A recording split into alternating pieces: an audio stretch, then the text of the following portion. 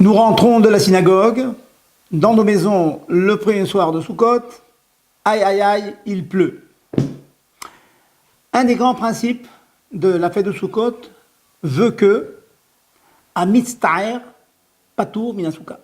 Celui qui souffre, qui n'est pas du tout à son aise dans la souka, comme par exemple s'il fait très très froid, s'il pleut, nous sommes exemptés de la mitzvah de souka. Car la Torah nous dit Teshvu ken tadoru, vous résiderez dans la souka comme chez vous, comme à la maison. À la maison, il ne pleut pas. Il est clair qu'on n'a pas des maisons dans lesquelles la pluie rentre. Donc on n'est pas bien à l'aise comme dans la maison, on est exempté de la mitzvah de souka. Donc pendant toute la fête de Sukkot, sauf le premier soir dont nous allons parler, s'il pleut des cordes, on peut parfaitement manger à la maison.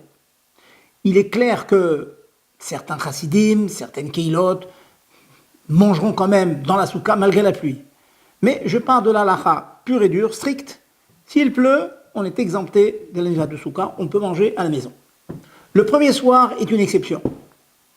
Le premier soir, nous apprenons, d'après la Chita du Rama dans le Shulchan Aruch et du Admor Hazaken, nous apprenons que de la même manière que le soir du Pessah, nous sommes tenus de manger un kazaï de matzah, quelles que soient les conditions de température et de gel, eh bien, nous prenons cette halakha et nous l'appliquons au premier soir de Sukkot. Le premier soir de Sukkot, nous sommes tenus de manger dans la souka au moins un kazaï de pain, 30 grammes, comme j'ai pu le dire à peu près, malgré les intempéries, malgré le fait que nous sommes tout à fait dans l'inconfort, malgré le fait que nous sommes mitztarim, que nous ne sommes pas à l'aise.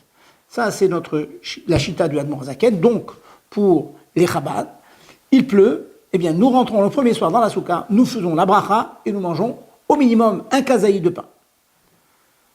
Un autre avis, il y a divergence d'opinion là-dessus, c'est l'avis du Mechaber, du Bet Yosef, et donc qui est suivi par les Keilot Sfaradiot, pour les Sfaradim. S'il pleut le premier soir, tout le temps de la mitzvah, c'est-à-dire jusqu'à Chatzot Halayla, jusqu'à la moitié de la nuit, eh bien, s'il pleut, ils sont exemptés de manger dans la souka. Donc ils peuvent parfaitement rentrer à la maison, faire la Siprat Yom Tov, le repas à la maison, sans rentrer dans la souka. Cependant, auquel cas, ils doivent guetter le temps et espérer qu'avant Chatzot, avant la moitié de la nuit, la pluie s'arrête. Et si la pluie s'arrête, alors l'obligation de manger dans la souka revient. Il faudra repénétrer dans la souka, manger au minimum un kazaï de pain, faire la bracha, l'échef basouka, pour être quitte de la mitzvah. Si malheureusement la pluie continue jusqu'à Chatzot, eh bien d'après cet avis-là, eh bien ils sont complètement exemptés de la mitzvah. En résumé, discussion entre les keilot, sfaradiot, s'il pleut jusqu'à Chatzot, on ne mange pas dans la souka. On peut manger, mais on n'est pas obligé de manger dans la souka. Pour les keilot Chabad, et de manière générale les keilot Ashkenaz, eh bien, malgré la pluie, on rentre dans la souka, on mange dans la souka, on fait la bracha, on fait des chefs à souka malgré la pluie. En espérant qu'on aura une nuit de Sukkot bien douce et sans pluie.